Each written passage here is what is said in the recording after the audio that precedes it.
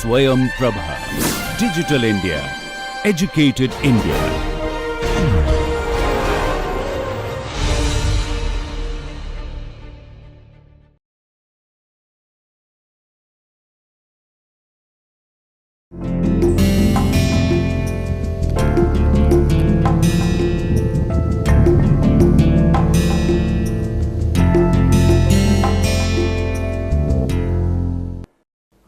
Hello and welcome to our course Marketing Management Part 2. We are in week 3 and this is session 2. So, we have started talking about a very interesting topic which is brand, and we have looked into the definition of the brand in the previous session. So, I have tried to explain you the brand from the different perspective or through the different definitions. The first one was from American Marketing Association, where they define brand as a term, name, term, sign, symbol or design or a combination of them intended to identify the goods or services of one seller or group of sellers and to differentiate them from those of competitors. So, this was one academic definition of marketing. And then we have also looked into the other definitions or the ways in which we can define marketing. Is that marketing is basically a firm's promise to its customer, and it satisfies the functional needs of the customer as well as it satisfies the emotional, self-expressive and social benefits. In fact, the brand has been defined even beyond that, and it has been said that a brand is a continuum of relationship between an organization and its customer, where it is defined as an evolving relationship based on perception and experience that a customer has every time he or she connects to the brand. So, every experience of a customer with brand or different aspects of the brand basically is important in shaping the perception about the brand. Then we have looked into the role of brands in consumer purchase, and we have looked into the fact that there are certain situations where probably brand have a more important role to play, that when you have a limited information or you have to accept the information as such, their brand could be a critical factor in the decision making. When your perceived risk is high, when you have a limited information, there also in those kind of buying situation, the brand could have a very important role.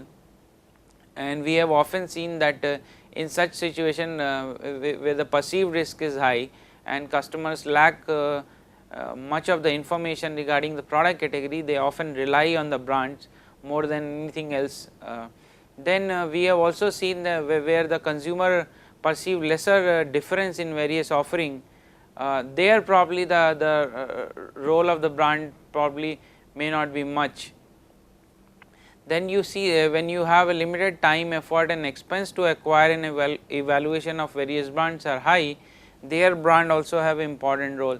Then we have also looked into the benefits to a seller, that it helps in identifying the maker of the product, simplify the product handling, organize accounting, offer legal protection, signify quality, create barriers to entry, which is a very important aspect of brand, that it is an intangible assets, and that is a very hard as a barrier for competitors to overcome.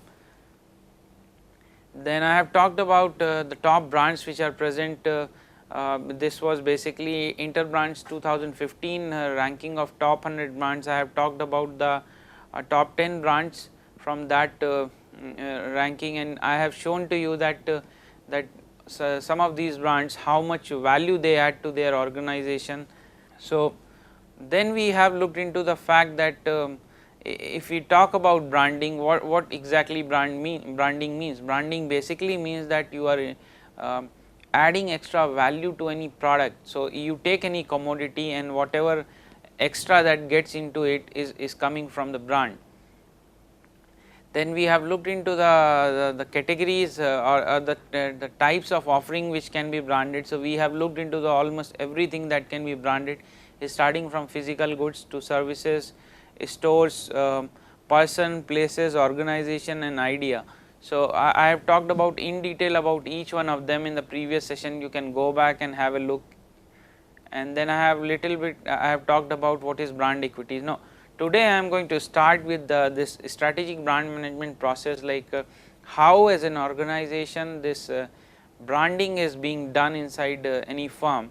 So there are 4 steps as you can see in the slides, and inside that each of the steps you have a certain things to do, or you try to do certain things, the key concepts you try to implement in these 4 of each of these 4 steps. So the first step is identifying and establishing brand positioning.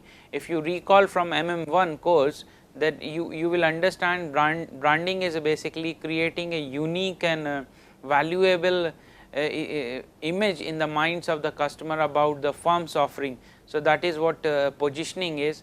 The broad definition of positioning and how do you create this positioning is, the first thing that you have to understand in the case of positioning is that you have to understand who is your target customers, or you have to first look into the market, try to understand the different needs in the market, you have to segment the market. Once you understand the different needs in each of the segments, I mean like you segment the market based on the needs, then you will identify the specific needs of a particular segment. And once you understand in that particular segment how the various competitive offerings are placed and where is the gap where you can have you can come out with an offering which will have a unique and valuable space, that is what that is how you identify the positioning, the suitable positioning for your product. And for this, when we look into the process, we have to create a mental map. We need to have, whenever we talk about it, is always a competitive frame of reference. So positioning is always relative. Your offering has to be looked into with respect to the competitive offering.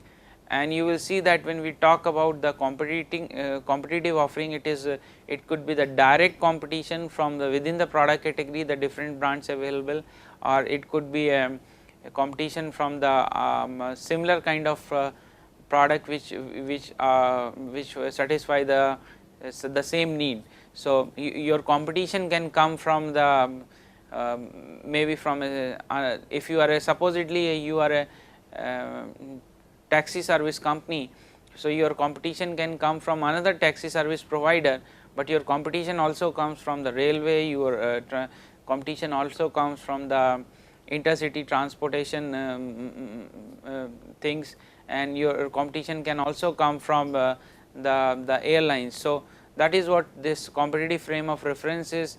You have a direct competition and you have indirect competition, and that has to be kept in the mind. Then the next thing that comes inside it is this point of parity and point of difference. If you can recall that to establish a positioning, you have to first establish that a product or the brand belongs to a particular product category. Every product category, generally we see there are certain kind of unwritten norms, in the sense there are certain characteristics to every product category. Like if you see this tomato ketchup or the sauce category, you will find almost all the brand comes in the red color. So if you bring a yellow sauce in the market, yellow color tomato sauce in the market, maybe customer will show a extreme level of reluctance to that kind of offering, because they will believe that this does not belong to that product category. So establishing the point of parity within the product category is a very important.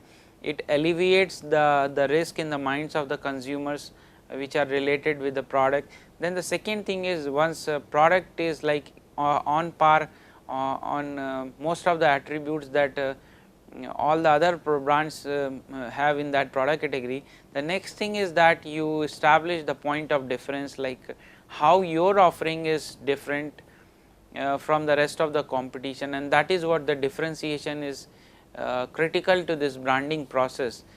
Branding is all about the differentiation, and that differentiation has to be perceived by the customers.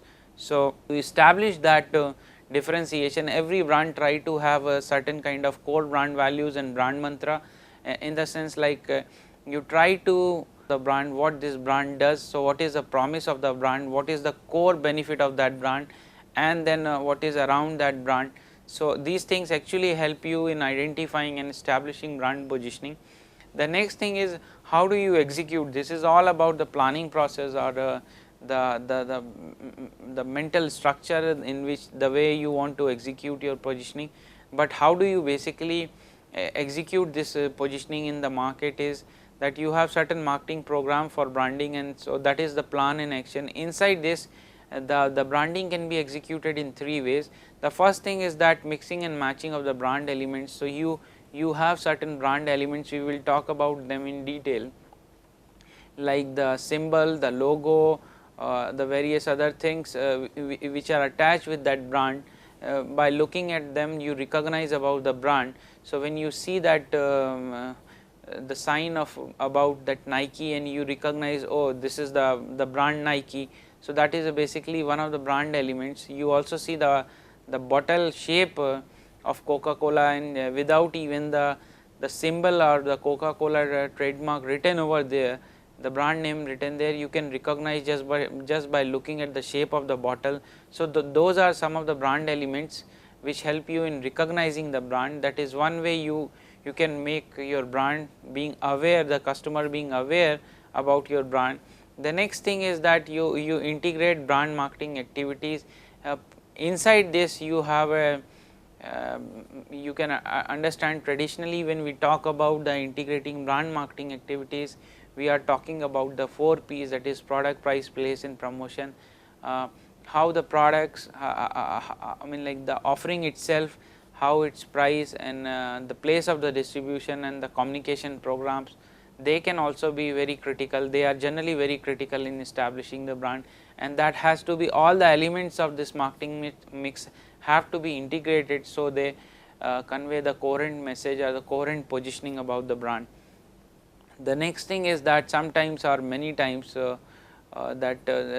secondary associations are leveraged, so that you attach your brand or your brand is perceived being attached with a certain other object or entities, and that helps in transferring the similar kind of perception that you have about that entity or the object getting transferred to your brand. So when you see that Bank of Baroda, in the Bank of Baroda advertisement, the Rahul Dravid, because he is a dependable person, the bank also gets that kind of perception, or the similar kind of a trait is being transferred in the minds of the customer about the Bank of Baroda, that it is a very dependable or trustworthy bank or trustworthy brand where you can place your money.